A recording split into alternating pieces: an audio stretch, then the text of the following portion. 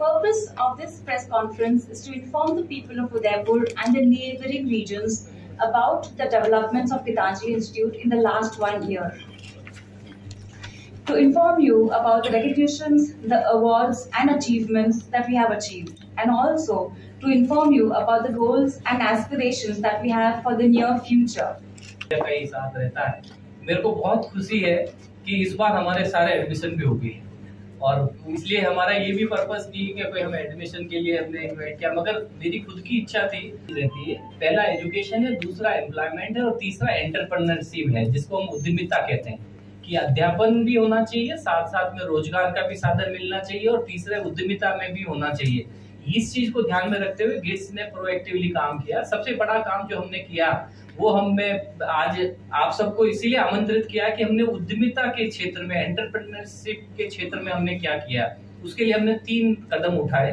पहला कदम जो हमारा था कि हमने खुद ने, मैनेजमेंट ने हमारे यहाँ पर एक centre for innovation and incubation का एस्टेब्लिशमेंट किया। करीब 50 लाख का एक स्ट्रक्चर बनाया। अगर आपको समय मिलेगा तब हम आपको दिखाएंगे। उसके हमारे लतीफ साहब को हमने उसका कोऑर्डिनेटर बनाया और उसका बेसिक आइडिया ये था कि हम हमारे आने वाले स्टूडेंट, जब हमारे पास 500-400 स्टूडेंट आ जाते हैं, इंजीनियरिंग में 350 स्टूडेंट आ जाते हैं, फिर एमसीए में है, एमबीए में है, तो उन बच्चों में स्किल उनका देखा जाए, उनका आइडिया क्या है। तो हम हर साल हमारे नए फर्स्ट ईयर के बच्चों को हम आइडियाथॉन या हैकाथॉन कराते हैं, जिससे उनका पोटेंशियल मालूम पड़ जाता है कि बच्चा किस तरह से अपने, हम प्रॉब्लम आइडेंटिफाई करके उनको देते हैं और वो अपना सॉल्यूशन बताते हैं। आजकल का यूथ जो है वो सारा का सारा एआई ओरिएंटेड ही है, आर्टिफिशियल इंटेलिजेंस ओरिएंटेड ही है। सबका सॉल्यूशन अवेलेबल है आज के टाइम पे। ऐसा कोई चीज नहीं है जिसका सॉल्यूशन उपलब्ध ना हो। आज के हिसाब में आप एआई से हर चीज कर सकते हो। तो हमने ये जो स्टूडेंट रेडी प्रोग्राम था, जिसका मुख्य उद्देश्य उद्यमिता के लिए था, एंटरप्रेन्योरशिप के लिए था, उसके लिए हमने 3 कदम उठाए। पहला कदम हमने centre for innovation and incubation लगाया, जिसमें हमने हमारे बच्चों को आइडेंटिफाई किया कि जो बच्चों में इतना पोटेंशियल है उनको हम ग्रूमिंग कर सके और उनको तैयार करके और फिर हम कंपटीशन के फील्ड में उनको ले जाएं। हमने 2 कंपटीशन ऑर्गेनाइज हुए हमारे यहाँ। एक स्टेट गवर्नमेंट का आपने सुना होगा आरकेट के द्वारा आई स्टार्ट किया गया है। जो आई स्टार्ट है, इंफॉर्मेशन एंड कम्युनिकेशन टेक्नोलॉजी का स्टार्टअप जितने भी हैं उसके हिसाब से उन्होंने किया। उन्होंने इसका जो कंपटीशन कराया था वो उदयपुर में ही कराया था। उसमें भी हमने उसमें करीब 90 टीम्स थी। 300 पहले थी, फाइनली 90 सेलेक्ट हुई थी और 90 में से होते होते गिट्स पहला स्थान लेके आया और 51,000 का हमारे को पैसा मिला। उसमें 5 स्टूडेंट है। वो 5 स्टूडेंट अगर खड़े हो तो मैं सबको कहूँगा ये है हमारे हर्षित और हमारे चारों मिला। उसको 4वीं को मैंने एक अलग टास्क दिया है, इसी तरह से इसको एक अलग टास्क दिया। अगले साल जब हम वापस मिलेंगे 1 साल बाद, जब आप देखेंगे कि यहाँ पर आपको घूमता फिरता रॉबर्ट मिलेगा, वो हमारे बोराना की ड्यूटी है और वो आपको नेगोशिएशन बताएगा, रास्ता बताएगा, कहाँ जाना, कैसे जाना और आपको सारी इंफॉर्मेशन देगा। ये सारा काम वो कर रहे हैं। इसी तरह से 4वीं को भी कहा कि फ्रेंडली गर्ल्स के लिए कि किस तरह की दिक्कतें आती है। आजकल गर्ल्स को एंटी सोशल एलिमेंट बहुत है, वो हमारी बहनों को और माताओं को और हमारी पुत्रियों को वो अलग तरह से देखते हैं। उसके लिए हमने एक अलग सिस्टम बना रहे हैं। तो ये काम तो हमने सबसे पहले आई स्टार्ट, जब हमने आई स्टार्ट में हमारा नंबर आ गया और उस समय जब हमारा फर्स्ट पोजीशन आई तो एक हिम्मत बढ़ी। फिर हमारे वापस हमारे तीनों head of the department computer doctor Mayank Patel का ये रहे साइड में, और हमारे इलेक्ट्रिकल इंजीनियरिंग के रौनक जी और ऑफ कोर्स हमारे जो कोऑर्डिनेटर हैं लतीफ साहब, इन्होंने मिलके वापस कवच जो AICT द्वारा लॉन्च किया गया था, all India council of technical education and ministry of education का एक पार्ट था। उसमें पुलिस विभाग भी था, जिन्होंने bureau of police research and development भी था, और इन्होंने मिलके पूरे नेशनल लेवल पे करा, जिसमें 3 भाग्यवश और हमारे कर्मियों के द्वारा, जिन्होंने स्टूडेंट ने और हमारे फैकल्टी वाले लतीफ साहब ने जो काम किया, और उसके बेसिस पे हमारी फर्स्ट पोजीशन आई और 1,10,000 रुपए का मेरे को अवार्ड मिला। हमने उसमें 2 टीम भेजी थी, 2 आइडिया थे, मगर उसमें से एक आइडिया को क्लिक हुआ, दूसरा आइडिया को एप्रिसिएशन मिला, मगर वो नहीं हुआ। मैं सारे स्टूडेंट को जो थे वो सब यहाँ बुलाना चाहूंगा हमारे सारे जगह कि मेरे स्टूडेंट मेरे से ज्यादा इंटेलिजेंट है।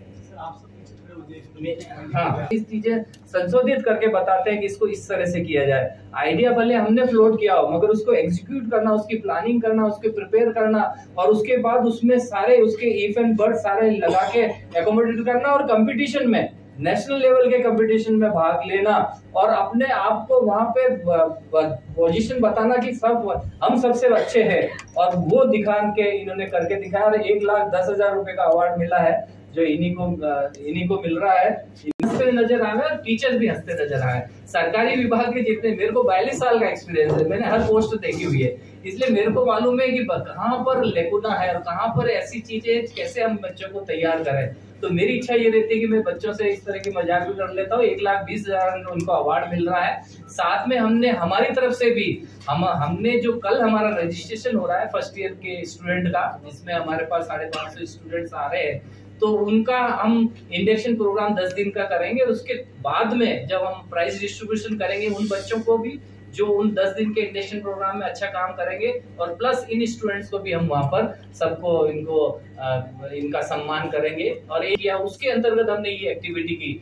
दूसरी चीज, हमें AICTE का आइडिया लैब भी मिल गया है, और उस आइडिया लैब में क्या है, उसमें ये है कि वो मोर पर्सनलाइज है, अडॉप्टेड लर्निंग मोर पर्सनलाइज, यानी कि इलेक्ट्रिकल इंजीनियर है तो उसके लिए कैसा काम किया जाए, मैकेनिकल इंजीनियर है तो वो कैसे करे, सिविल इंजीनियरिंग क्या हो तो वो कैसे करे, उसमें भी हमारी कई एक्टिविटी चल रही है। और उसको भी डॉक्टर लतीफ साहब और हमारे इलेक्ट्रॉनिक्स के हेड ऑफ द डिपार्टमेंट हैं डॉक्टर पुरोहित, ये लीड कर रहे हैं, और लेट अस सी कि उसको किस तरह से कर सकते हैं। तीसरी एक्टिविटी जो हमारे को भारत सरकार ने दी है, MSME का हमारे को बिजनेस इंक्यूबेशन सेंटर मिला, और 7 अगस्त को हमने एक फर्स्ट हमने असेसमेंट कमेटी बैठाई थी, जिसमें हमने यहाँ के इंडस्ट्रीज वालों को भी लिया, एजुकेशनिस्ट को भी लिया, और प्लस हमने बैंक अथॉरिटी को भी लिया, और उनको MSME के भी रिप्रेजेंटेटिव यहाँ आए थे।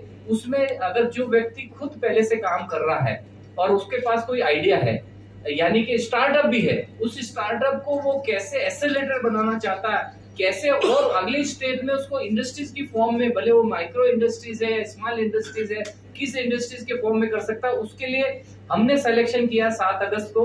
और स्पेशली हमने वो मुहिम छेड़ी थी महिलाओं के लिए, कि जितनी भी लेडीज है, हमारी बहनें हैं, उन्होंने जो काम अच्छा किया है उनको हमने असेस किया, और उसके बाद हमने गवर्नमेंट ऑफ इंडिया में सबमिट किया। MSME में हमें जो सेंटर मिला है, उसके बाद वो उनको 15 से 20 लाख तक का प्रोविजन है, वो पैसा मिलेगा, उसमें हम उनकी ग्रूमिंग करेंगे 6 महीने के लिए। ये भी हमारा एक अलग प्रोग्राम है MSME का।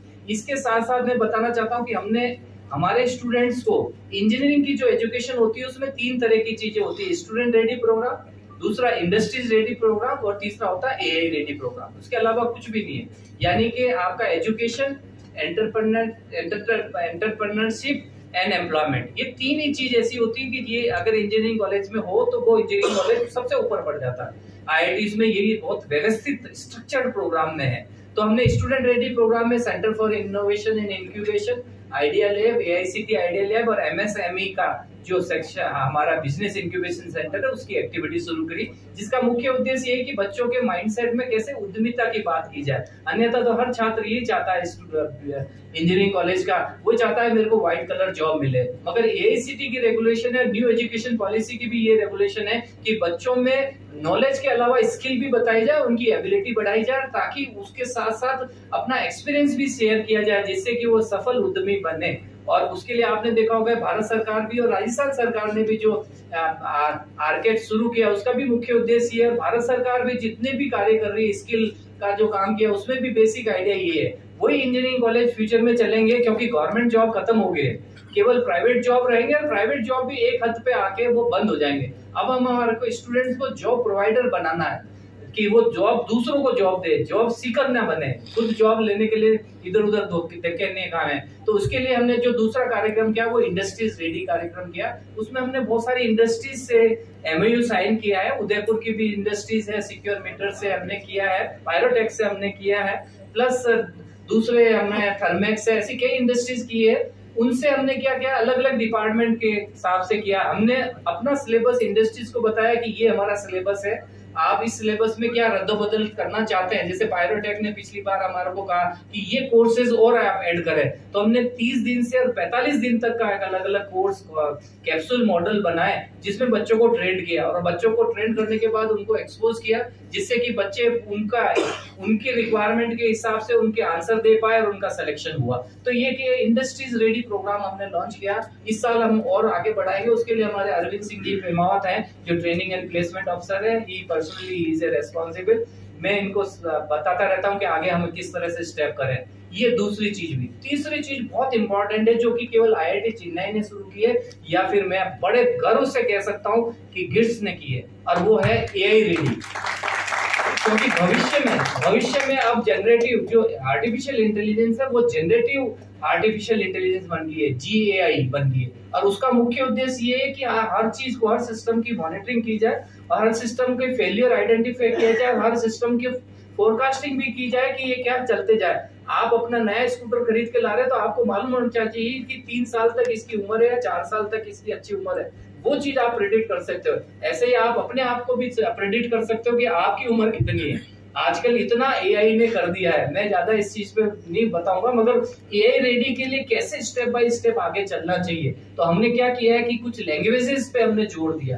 फर्स्ट ईयर में जैसे ही बच्चा आता है तो जितनी भी कंप्यूटर लैंग्वेज है, C++, फिर उसके बाद जावा, पाइथन, LISP और प्लस R प्रोग्रामिंग, जितनी है उनको हम देने की कोशिश करते हैं। आइडिया ये रहता है कि बच्चे के मन में ये धारणा बन जाए कि किस तरह से कंप्यूटर वर्क करता है, और कंप्यूटर वर्क करने के बाद जब उसको अंडरस्टैंडिंग आ जाती है तो उस कंप्यूटर से कैसे एफिशिएंट मशीन बनती है वो आगे करने के लिए फिर हम उसको आर्टिफिशियल इंटेलिजेंस की बात करते हैं, कोडिंग बताते हैं, प्लस हम उनको किस तरह से एल्गोरिथम बनानी है, किसी भी चीज की कोई भी प्रॉब्लम है उसकी एल्गोरिथम कैसे डिजाइन की जाए ताकि डेटा फिट करने के बाद आप उसको प्रिडिक्ट कर सके कि साहब इससे ये चीज निकल सकती है। उसके लिए ट्रेनिंग देते हैं हम। मशीन लर्निंग एक पहला पार्ट है। आपने देखा होगा कि अमेज़न ने भले ऑटो एमएल ऑटोमेटिक जो मशीन लर्निंग है वो बना दी है, मगर हमारे स्टूडेंट्स को अभी हम उसको ऑटो एमएल या चैट जीपीटी जो अवेलेबल है उसमें हम हमारे बच्चों की तरफ प्रेरित नहीं कर रहे। हम ये चाहते हैं कि बच्चे खुद अपने सिस्टम में, हमारे एक ग्रुप ये भी था, डॉक्टर मयंक आपको बताएंगे कि हमारे एक स्टूडेंट ने चैट जीपीटी के पैरेलल एक सिस्टम बनाया और उसके लिए हमने कॉपीराइट के लिए भी अप्लाई किया, फाइनल ईयर के स्टूडेंट ने। उसमें हमने कुछ और चीज सिंप्लीफाई की और एग्रीकल्चर के लिए किया है स्पेशली कि कैसे हम प्रेडिक्ट करें कि इस फसल, इस क्रॉप के अंदर हम क्या ग्रो करेंगे, इस क्रॉप की एनपीके कंटेंट और दूसरे माइक्रोन्यूट्रिएंट्स कितने, पानी कितना, उसके बेसिस पे एक थ्योरेटिकल परसेप्शन हमारे पास आ जाता है। वो भी हमने एक्सरसाइज की। तो एआई रेडी में हमने लैंग्वेज सिखाने के बाद नेक्स्ट स्टेप ये है जो कि मैंने सारे स्टाफ्स को भी मैं अक्सर ये कहता हूँ, और हेड ऑफ द डिपार्टमेंट ने भी एक अलग चार्ट बना दिया है। उन्होंने ये कोर्सेज बता दिए हैं कि हम फर्स्ट ईयर के लिए करेंगे, सेकंड ईयर के लिए करेंगे, थर्ड ईयर के लिए करेंगे, फोर्थ ईयर के लिए करेंगे। आज का जमाना कंप्यूटर का है सॉरी, अगर हमारे मैकेनिकल इंजीनियर्स को कंप्यूटर का नॉलेज नहीं है तो वो आगे फील्ड में नहीं चल सकता।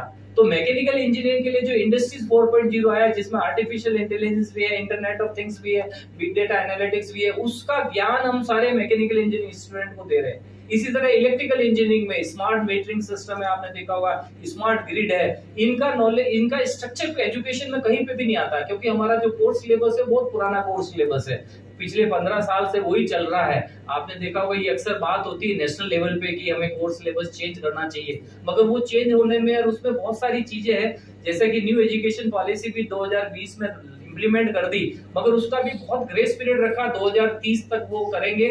अब ये बात आ रही कि उसको इन टोटो इंप्लीमेंट करने के लिए 2040 तक जाएंगे, तो बहुत टाइम लगता है। मगर उसके अलावा हम ये चाह रहे हैं कि हमारे इंस्टीट्यूट में हम अनस्ट्रक्चर एजुकेशन कराया जाए ताकि बच्चा खुद उद्यमिता। मेरे को मालूम है कि ये 15 लड़के जिनको मैंने अभी स्टेज पे बुलाया था, इनमें से 1-2 बच्चा ऐसा होगा कि जो अपनी इंडस्ट्रीज खोलेगा। क्यों? क्योंकि इसके मन में आज इस तरह की भावना पैदा हो चुकी है कि मैं जब नेशनल लेवल पे कम्पीट कर सकता हूँ तो क्यों ना मैं अपना खुद का साम्राज्य बनाऊं।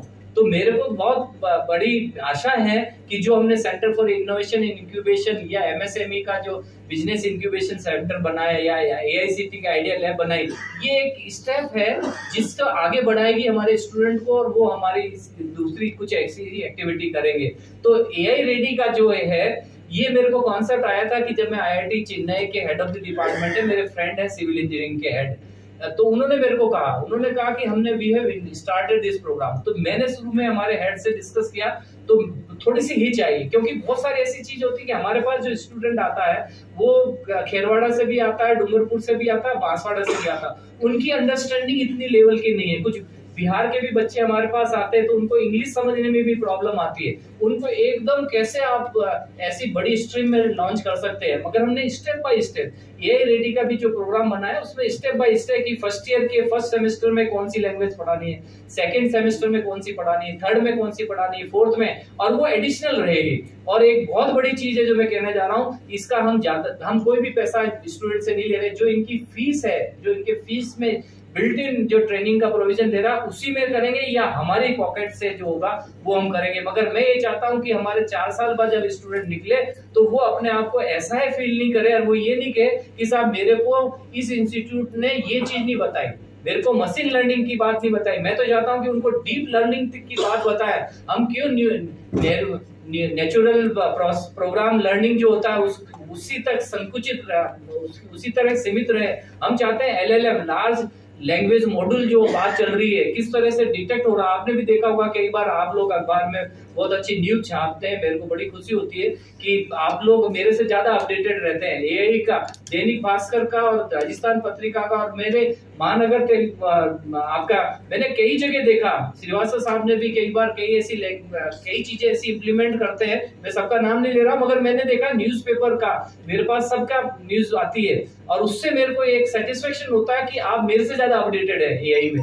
एआई इतना बढ़ गया है कि मैं अपने प्रिडिक्ट कर सकता हूँ कि मैं कितने साल तक जीवित रहूंगा, और कितने साल तक मेरे पांव और हाथ चलेंगे, कब मेरी हाथ की हड्डियों में कैल्शियम की कमी हो जाएगी, कब मेरा पांव चलना बंद हो जाएगा। ये सारी चीज हम एआई से प्रिडिक्ट कर रहे हैं। थ्योरेटिकल प्रेडिक्शन है, मगर बहुत सी बार थ्योरेटिकल जो प्रेडिक्शन होता है वो हूबहू ना होके 99.99% वो सही निकलता है। तो आजकल इस तरह की बात चल रही है। एलन मस्क ने जो जिसने ट्विटर फर्स्ट शुरू किया था, उसने तो एक चिप बनाई और गवर्नमेंट ऑफ यूएस को कन्विंस कर दिया है, और वो चिप अब हर आदमी के लगेगा। हिंदुस्तान ने तो जानवरों में गांव या भैंसों के वो चिप लगाई है, वो केवल टैगिंग इसलिए की गई उनकी बीमारियों के बारे में और उनकी जनसंख्या निकालने के लिए किया गया। यूएस में ये करना जा रहा है कि वो हर आदमी के बचपन में ही एक ऐसी जगह चिप लगाई जाएगी जो विजिबल नहीं रहेगी, मगर उसका कंटिन्यूस मॉनिटरिंग होती रहेगी कि ये आदमी क्या कर रहा है, ये किस भावना में जा रहा है। क्योंकि बेसिकली क्या है कि आज के टाइम पे बहुत सारी प्रॉब्लम्स है। हमने एक स्टूडेंट को ये भी काम दिया है, डॉक्टर मयंक आपको बताएंगे हमारे ग्रुप को, कि टीचर्स के, अगर टीचर भी कोई क्लास ले रहा है तो उसके लर्निंग स्टाइल क्या है, वो कैसे पढ़ाना चाह रहा है, और उसके मन में क्या भावना आ रही पढ़ाते हुए 45 मिनट में, क्या वो वाकई में कुछ देना चाहता है या यूं ही जबरदस्ती खेल रहा है। बहुत सी बार टीचर्स भी करते हैं। मेरे को भी 42 साल का एक्सपीरियंस है। कई बार इच्छा नहीं होती थी पढ़ाने की। जब मैं टीचर था, असिस्टेंट प्रोफेसर था, तो मैं भी टल्ला दे देता था, बच्चों को कह देता था कि यार कल पढ़ाएंगे, क्योंकि उस समय मेरी मानसिकता क्या थी, मैं किन किन प्रॉब्लम के साथ जूझ रहा था, वो एक डिफरेंट एक माइंड ऑफ स्टेट रहता है। मगर हमें ये देखना हर व्यक्ति का, मेरे ऑफिस में अगर कोई पेरेंट भी आता है तो वो एंट्री लेते समय किस भावना के आ रहा, क्या वो मेरे से लड़ने आ रहा, क्या मेरे को मेरे इंस्टीट्यूट की बुराइयां करने आ रहा, या मेरे को अप्रिशिएट करने आ रहा, और मेरे सामने कुछ ऐसी प्रॉब्लम बताएंगे जो अनआंसर्ड है इन प्रेजेंट कॉन्टेक्स्ट। इसको डिटेक्ट करने के लिए भी हम ये काम कर रहे हैं। तो हमारे यहाँ पर अभी हमने एक और काम किया है। लतीफ साहब हमारे क्रिएटिव माइंडेड हैं। लतीफ साहब का एक ये कहना पड़ेगा, इनका दिमाग मतलब कंप्यूटर से भी तेज दौड़ता है, और ये क्रिएटिवली हर चीज को करते हैं। क्यों boys girls, you will support my case. Second person ये डॉक्टर मयंक, ये कंप्यूटर के कीड़े हैं। मैं इनको कीड़ा कहता हूँ, क्योंकि इनके सामने अगर मैं कुछ बात करता हूँ तो मेरी बात छोटी रह जाती है, और ये इतना ज्यादा जानते हैं उसके बारे में। तो कई चीजें ऐसी होती है कि मैं भी सीख रहा हूँ, I am also at the learning stage. मगर हमने ये भी डिसाइड किया है, इन दोनों जो इन्वेंशन हुए इसके बारे में मैं बता के फिर मैं आपके प्रश्न जो रहेंगे उसके बारे में मैं सॉल्व करने की कोशिश करूंगा। जो हमने आई स्टार्ट में बनाया, एक प्रॉब्लम है उदयपुर की, एक ज्वलनशील प्रॉब्लम ये है कि हमारे पास इतनी लेक है। Udaipur is a city of lakes and fountain. इन लेक की बहुत सफाई सिंस इंसेप्शन में, जब स्कूल में पढ़ता था, छोटा बच्चा था, बीएड स्कूल में जाता था, तब भी मैं सुनता था कि आज सफाई करने छुट्टी के दिन और महाराणा प्रताप जयंती है तो आज हमारे को झील में जाना सफाई करनी है।